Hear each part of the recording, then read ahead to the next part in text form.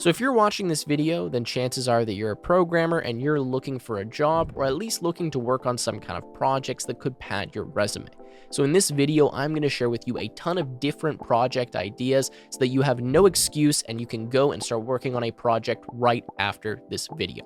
So first, I want to share with you kind of a recipe or a checklist for programming projects so that you know you're working on something that's good and that has a higher chance of actually being seen, viewed, and hopefully help you get a job. So when you're working on a programming project, the first thing you need to do is make sure that this is going to be easy to run and easy to use. What I mean by that is it can't have 20 installation steps. It can't take 5 minutes to get up and running. It ideally should be a website. It should be a one-click install. It can maybe be like 2 or 3 terminal commands if it's a technical audience who's going to be looking at it, but ideally you want it to be as easy to run and use as possible. Next, you want to be kind of creative. You want to do something ideally that's unique. If you're just following a tutorial, if you're just building something that 100 other people have built and that have put in the resume pile, it's not going to stand out. And even though it might be complicated and kind of impressive that you built, it's still not as good as something that's more personal and kind of custom and ideally solves some kind of problem for you or someone else. So that's the next step here. If you can make it custom, if you can make this apply to your everyday life, it's going to be much easier for you to talk about in an interview setting, and something that, again, is just kind of more creative. It's more interesting to listen to than the 100th person explaining that they built a, algorithm visualizer, right? Which is a really popular programming project. Now, next, I'd say that whatever project you work on should imply that you have a deep knowledge of programming and that you're a good programmer, right? Whatever you work on should seem complicated. Even if it's not the most complicated thing in the world, it should seem like, oh, that must have been kind of hard to build, or he must have had to do this, this, and this. That's what you want people to get the sense of when they're looking at even like the name of the project, because that's what's going to make it impressive. Now, lastly, any great project should have a great GitHub, so you should have a really good README. It should be very presentable, even just nice commit messages. If someone is actually going to go and look at the source code, it obviously should be nice and clean. It should be well written. It should have comments explaining it. I wouldn't normally say like comment the crap out of your code, but if you're going to have like a recruiter or an interviewer or something reading through it, then you might want to spend a bit more time like prettifying the code and making it really easy to navigate and understand. All right, so that's kind of my recipe or checklist for programming projects. Now we'll get into a bunch of different ideas and categories of projects. However, if you are looking to host your programming project, then you should check out the sponsor of this video. Before we get started, I need to thank Linode for sponsoring this video. I've been using and working with Linode for nearly 3 years now, and they've consistently been my go-to choice for hosting my applications and servers.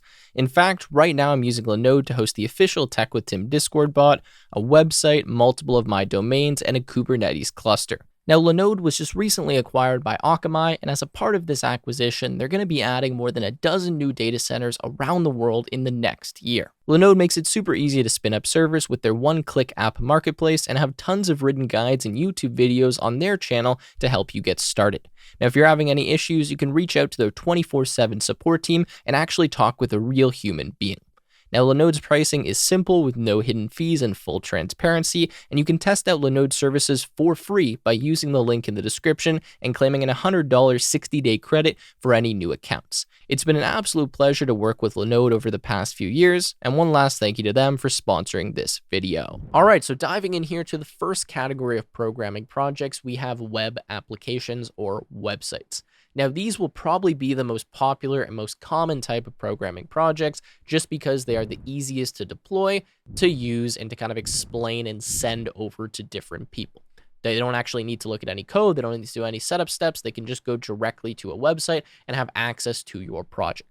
Now, first, what I want to do is give you a few examples of different tech stacks I might use when I'm building a web application. Then I'll give you a bunch of different ideas for web apps you could build that are pretty impressive and more unique than your like traditional web applications. So the first stack I might recommend using is the MERN stack. Now, this is MongoDB, Express, React, and Node. Now, MongoDB is a different type of database. It's a NoSQL database. Some companies do look for NoSQL database uses and kind of experience with that. So depending on the kind of role that you're applying for, you might go towards a stack like that. You may also check something out like the Mean stack. Now, this is MongoDB, Express, Angular, and then Node. You might also do the Maven or MEVN stack, which is just Vue instead of Angular or React. So pick whatever stack you want there, but I think MongoDB is a good one to use just because it's very simple and you don't have to deal with the whole database setup unless that's something that you maybe want to show off.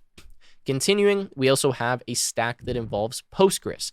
So if you want to use an actual SQL database, a lot of companies might be looking for that. If you're just applying as like a front-end developer, you probably don't need to mess with all of that. But if you are applying as more of a full stack or a back-end developer, I'd probably recommend going with a SQL database and doing some kind of back-end where maybe you have a Golang back-end connected to a Postgres database, and then you have some kind of React front-end or whatever front-end you want to build. Lastly, you could do a serverless stack. Whatever kind of serverless functions you want to write is fine. I usually use something like Firebase just because that's the simplest, especially when it comes to deployment.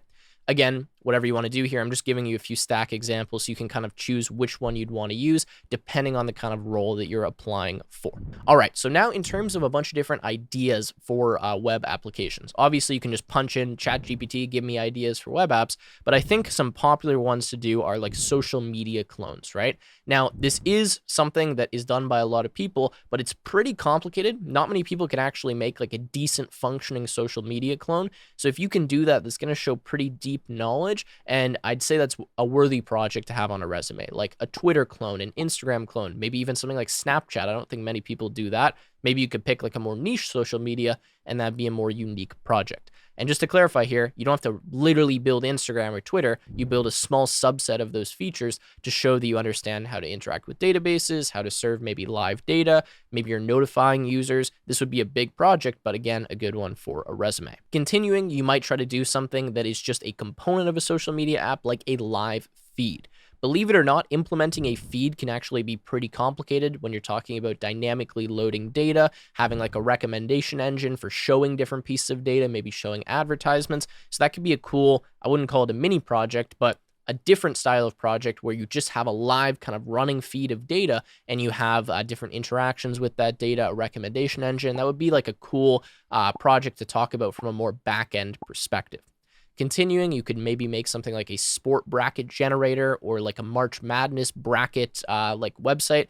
So recently I did like a March Madness bracket with my friends. The website was actually fairly straightforward and it just allowed you to input all the teams you thought were going to win and like match them all up against each other. And then as the games were played, it would live update on the website and tell you if the team won, lost, and how many points you got. So that's a pretty decent project you could work on. You could hook it up to some kind of sports API that gave you like the live data. I think that'd be a cool and pretty unique project. Continuing, you could do something like Typing Racer. So I'm sure many of you have seen that website where you're live typing against someone else. I actually attempted to build this on a live stream in 12 hours. I didn't quite complete the project, but the reason I wanted to do this is because it involves using Sockets, which is live communication that's pretty much real time. So you have like a real-time web app, which feels a lot different than an app where you have to like refresh the screen, you're not getting live data, etc. So those are a few ideas there. Feel free to branch off of them, come up with anything that you want, but hopefully that gave you a bit of inspiration for creating a web app.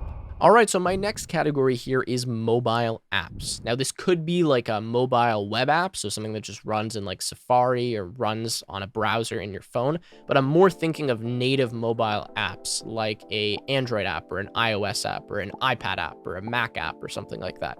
I think that these are pretty cool to build. They're pretty unique. Not a lot of people are building mobile apps, at least I'm pretty sure, for their resume projects. Obviously, if you're applying as some kind of mobile developer, then you're going to want to have this. But even if you're applying for a regular dev job, I think it's cool to have a mobile app in your portfolio. The reason I like these projects too is because if you can actually get this on, say, the Google Play Store, if you could get it even on TestFlight, if you're talking about the App Store or iOS, then it's really easy for someone to download and test out. And this also shows someone that you've gone through the whole process of packaging an app, signing an app, bundling it, deploying it, getting everything into a production-ready state, and actually, putting this out into the marketplace, which is something that a lot of people don't do. So I think it's an interesting talking point in an interview, and especially if you can build a mobile app that's useful, that's solving some kind of problem, it doesn't have to be super complicated as long as it's kind of well polished for it to stand out and be an impressive project to discuss and to look at on a resume. So in terms of some ideas here, I have kind of general categories, like you could do a health app, like a calorie tracker, a water intake tracker. Maybe you're going to do something where you're logging all of your workouts. I know there's all kinds of apps that exist like that, but it's kind of an interesting and simple enough idea to build. You could do a recipe app where you're maybe adding different recipes, tracking recipes, changing them, whatever. You could do something even simple like a game. Like you could do a version of Cookie Clickers. Even the fact that it's just a mobile app that someone can download, I don't think the actual app idea itself needs to be crazy, as long as it kind of shows that you've gone through this whole process of getting an app into the marketplace, which is not trivial to do. Continuing, I had a unique idea. This was actually an app that I built back when I was like 16. And this was a textbook page organizer. Now, I know that means nothing to you, but essentially when I was like 16 in high school, I used to walk to school, and I had these like really heavy textbooks, and I hated carrying my textbooks every day back and forth to school on like a 20-minute walk. So what I would do is take photos of the pages that I needed, so that when I went home, I could just load it on my computer and view it, or I could load it on my phone and view it, and I didn't have to bring the textbook with me. Now, what happened was eventually I had so many freaking photos on my phone of all the different textbook pages that I could never find the one that I was looking for. So I made a very simple iOS app where what I could do is go in the app, upload the photo, and then I could like tag it with the page number, a little bit of information. I could like put it in a category, and now I had an app on my phone that had all the textbook photo pages, and I could delete the actual pages from my camera roll to keep the camera roll nice and clean. So very simple app idea, but it was actually useful, and I think I put that on some of my earlier resumes, and it was a great talking point during the interview. So hopefully that gave you a few ideas. Now, the next category. All right, so next I'm throwing out another project category I don't usually mention, but this is Internet of Things. Now, I like this because, again, this is kind of unique, it's useful, it's gonna be tied into your life in some way, and these automation projects or projects where you're interacting with real-world components or sensors are actually really fun and interesting, and I like working on them even just as a hobby project. So in terms of Internet of Things projects, really what this refers to is like interacting with like real-world technology or sensors. So like interacting with your fridge or your microwave or some kind of like motor or camera, something that's more than just software, right? You actually have some hardware component that you're controlling based on some script, API, whatever it may be. Now, a few examples here could be something like preheating your coffee maker in the morning. So I had a video actually I did on this where I had a little sensor. I connected it to my coffee heater, and I had it so every time when I woke up at like 8 in the morning or something, some loop or some timer went off, and it like ran a script that like pressed the button on my coffee maker that started preheating it. So when I went downstairs to get a coffee, it was already preheated and I didn't have to wait. I know, first world problems, but that's like an interesting idea and something that's relatively simple to build. This still kind of looks cool on a resume. Continuing, you could do something like a package detector. So maybe you have a little AI script or like a computer vision script you build into a Raspberry Pi. You connect the Raspberry Pi to a camera. It's kind of at your front door or something, and it tells you, or it gives you a notification on your phone when a package is detected there, so you can go and pick it up. So the next idea I had here was a Raspberry Pi security system. I've talked about this in some other videos because I did try to build this project a while ago. But essentially, you have a Raspberry Pi, you connect a camera to it, you have some kind of like motor that controls a lock, and then I had the camera sitting at like a door, and it was running a facial detection script, and if it detected the person's face, it would automatically unlock the door. If it didn't, then it would like run a siren or something. That was at least the initial idea. I didn't end up finishing that project, but a really cool one, and again, looks really unique and interesting on a resume, and you can also talk about it, kind of make jokes about it, laugh about it, etc., which is always nice in an interview setting. Lastly, I had an automatic cat feeder. So I actually have automatic cat feeders. I have 2 of them, but one of them was not working very well. And I was like, I could probably make this better. I could do it so I could just like press a button on my phone. I never ended up implementing that idea, but I think it would be cool to kind of build like a little hardware contraption and have like a very simple software app where you could like press a button, you could control the portion, you could set like timers for when it was going to go off. And I think that would be a cool resume project. All right, so moving on to my last category here, I have to build libraries, software tools, or to do open source contributions. Now, I'm leaving this last because I think you should have some other projects on your resume before you add something like this, just because it's not visual at all, and it's something that you kind of have to look into a bit more to really appreciate.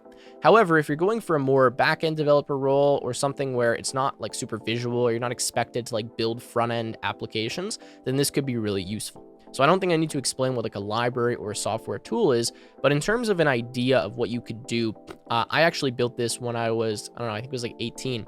And I kept having this issue where I would give people my Python games, but they couldn't run them because they couldn't get pip to work on their computer. So I built like a little automatic pip installer library, super simple, where essentially you just like imported a package in your Python script, and it would automatically check if you had pip. If you didn't, it would download and install pip for you, and then it would go and download all of the requirements and install them for the project automatically when you ran the script. So that was something that I used to allow like all of my non-technical friends to be able to play my Python games. I'd just give them like a little Python file. I'd say, okay, download Python, run Python, whatever the file name is, and then it would just do everything for them so that they didn't have to deal with this whole installation process. So hopefully that gives you an idea in terms of like tools or libraries. Obviously, there's a bunch of other stuff you could do there. And then open source contributions. If there's a cool project you want to work on, contribute to it and then mention that on your resume. You kind of need to explain it. It's something where you're going to have to talk about it and what you've done. It's not as visual as the other projects, but I think it's definitely worth having. So with that said, I'm going to wrap up the video here. I realized I talked very quickly throughout that video, but I just wanted to go as fast as possible, give you guys the direct information like I always try to do in these videos, and hopefully inspire you and give you a bunch of different ideas so that right now you can go to your editor and start working on some coding projects. If you want some more project ideas, you can check out my course, programmingexpert.io, from the link in the description. I hope you all enjoyed the video, and I look forward to seeing you in another one.